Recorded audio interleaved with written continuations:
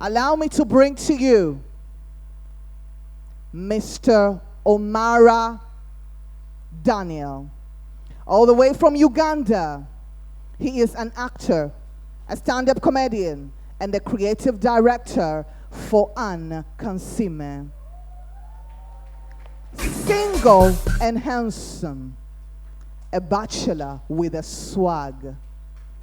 Mabibi na mabwana, nakuletea kwako si mwingine bali ni Daniel Omara kutoka Uganda.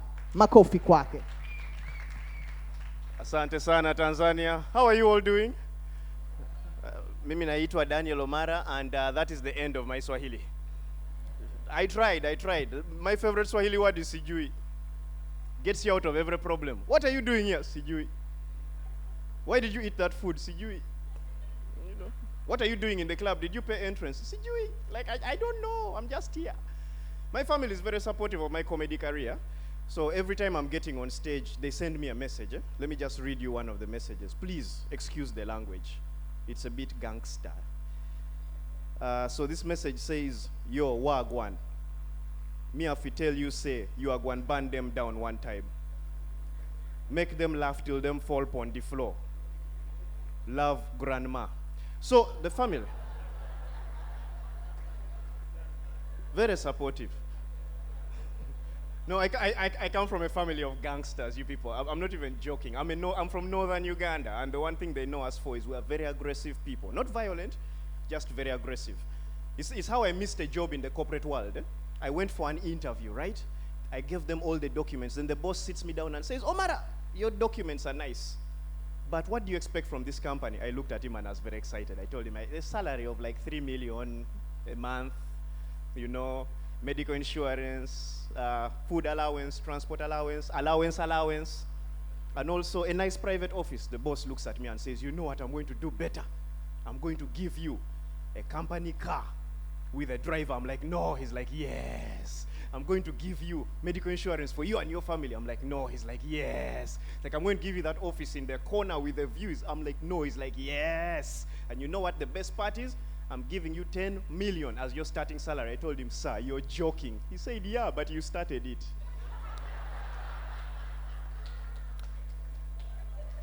So that's why I'm doing comedy now. And because I'm dealing with corporates, I want my career to look better, right? I want to look better than I actually am. So the one thing I've learned from the corporate world is whatever job you do in life, always make it sound good. So I am not a comedian. I am a humor specialist. Say it with me, humor specialist. I specialize in humor, right? Yes, because this place has CEOs, MDs, doctors, socialites. Your terms are self-explanatory. You don't have to explain yourself when they call you doctor. Me, I have to explain my job at family meetings. Like, I show up and they're like, so my uncle is a doctor, and he's like, so Omara, what do you do? I'm a comedian. He's like, Like, I make people laugh, and he's like, when? And it's hard to explain, because the moment you explain what you do, they start inviting you to events that don't need a comedian. They're like, so there's this funeral next week, are you available? No, just come on after they've lowered the body. It's easy. Now, what am I going to do? Stand there and be like, the deceased was very funny, lol. It's a tricky job to do. So whatever job you do in life, make it sound good. That is the lesson. You are not an undertaker. You don't bury people. You're an afterlife transition consultant. Yeah. You're not a digger. You're a soil relocation agent. Even side chicks want to be called second priority partners. Whatever you do, make it sound good. Make it sound good. Like I said, I'm from an area of very aggressive people. We are the most aggressive, but also the most romantic people, right? Do you guys put dedications on your letters? Dedications on love letters, right? Now, in my tribe where I come from, we always mess up the dedications because we are so gangster. It has to be a rap song. We could write the best poem and mess up the dedication. I once wrote a girl a poem and said, you are the life force through which I exist, so without you I can't be. You're the atmosphere in which I can breathe, so without you I can't live. You being the main constituent of my being, for your being, this life I would give. Because when Mother Nature looks out her window, you're the most beautiful thing she sees. Dedication. Kill You by Eminem. We are too gangster for our own good. Find me there, they'll find me in the club. Yay, girl. Like, it's too gangster. My mom is the most gangster person I've ever met. She has mastered the art of threats. Everyone in my tribe is good at threatening. And our threats don't make sense. If you pick a fight with us, our plan is to stop the fight before it starts. So we use threats. Like, you fight a northerner from Uganda, the guy will stand there and look at you and be like, hello, have you ever died? Now in your head you're thinking, I think this man has an experience with death. And it's not his first time. I am not going to be part of this. No. You don't want to. Random threats. Do you know I can punch you in the stomach and you lose a tooth? How? Then my mom learned the art. She is the master of it. My mom will say something like, I will slap you from here and we'll pick your teeth from Dodoma. The crazy stuff this woman says, right? And she has just taught me how to intimidate people. She taught me how to scare people. And here's the formula. For those of you who speak local languages, right? Here's the formula. If you're ever in a place where they don't speak your language, this is what you do. Speak your language and then put the hardcore, the scary English words at the end of the sentence. Randomly, it works every time. So say something like, and you will die.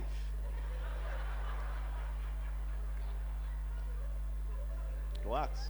Yeah. Those random things. Atojikanate working intensive care unit. They have no idea what's going on. You could even say something that isn't related to fighting at all. I'm to better what you on Facebook. And someone just, they're going to look for me on social media. Yet I literally just said, I want to be your friend on Facebook.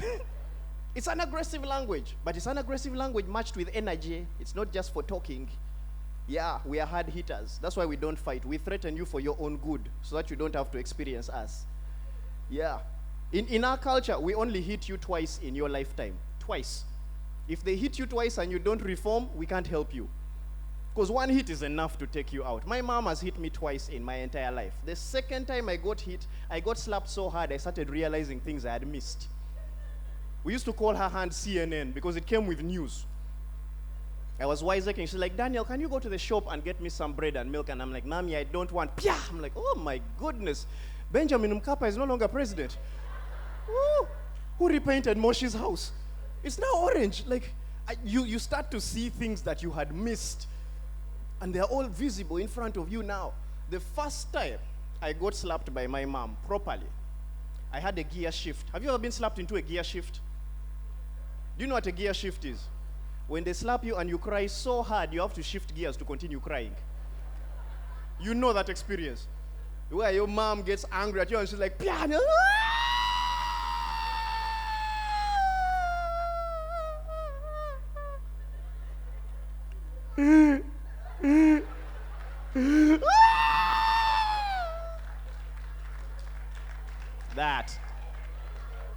That is a gear shift. Every African here can relate. They're like, oh yeah, trauma. But that's the place I come from. And I come from a very interesting family. My dad is a scientist and he asks the most random questions, right? So, you guys know what a pit latrine is, I'm sure. So in my village, pit latrines are called by law. Because they said by law, you're supposed to build a pit latrine.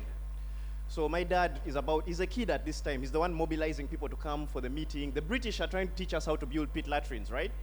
So he calls people for the meeting, they come, they sit, they gather, and they're teaching. So when you're digging a latrine, it's supposed to be 10 feet deep, 6 feet wide, put concrete on top, put walls, put a door, put a roof, and put a padlock on the door. And my dad raises and asks in my language, Karamani mitia ket kufli dogola mechangat. Let me translate it for you. He asked, you guys want me to put a padlock on the door of a pit latrine? Who is coming to rob me? Like, no one ever woke up, went to the pit latrine in the morning like, oh my goodness, they took everything. It's empty. Even the children's savings are gone. You never had that experience? I finally turned 34, officially. Yeah, I am past that age of doing HIV tests. I've stopped. No, because they say if you look for something long enough, you'll find it. And I don't want to find it. So no, I stopped. And my reason is not because I don't want to ensure the safety of other people. I don't like how testing is done in Uganda. You have to line up for your results. It's the most awkward thing. Whoever came up with that idea is the devil. You have to line up for results, right? So the testing is done in private. The counseling is done in private. Why is the results public? I don't get it. But what I realized is that is the one line in Uganda where everyone is disciplined. Nobody jumps the line. For HIV results, nobody jumps the line. In Uganda, we have this thing called fast. Everywhere you are, at the bank, fast, let me in. At the bus terminal, fast, let me in. Parties, food line, fast, let me in. You know, HIV line, one step at a time, very quiet. Nobody wants to converse, just. Because every conversation may give you the idea that you have the disease. Every conversation, like you could be talking to someone, someone's like, yo, did you know what time it is? It's like, yeah, it's about 3 p.m. It's like, are you sure? I said, I'm positive. You're like, oh my goodness, no. You can't take the risk of a conversation in the HIV result queue. And then, God forbid, someone gets their results at the end of the line and finds out they're sick. You see them fall down, like, whoa, wait. Everybody becomes generous. Like, you want to pass? You? Yeah, it's okay, you go. It's fine. We are good. My culture has one disadvantage, though. We have problems with cha and sa. Where there's a cha sound, we put a sa sound. Where there's ch, we put s. Where there's s, we put ch, right? Yeah. So if I'm saying chapters, it's chapters. If I'm saying, anything, if I'm going to church, I'm going to sas. That kind of thing, right? We have that problem. It's an issue for us. So we had this chemistry teacher who wanted to tell us, I don't want to see anyone cheating in this examination.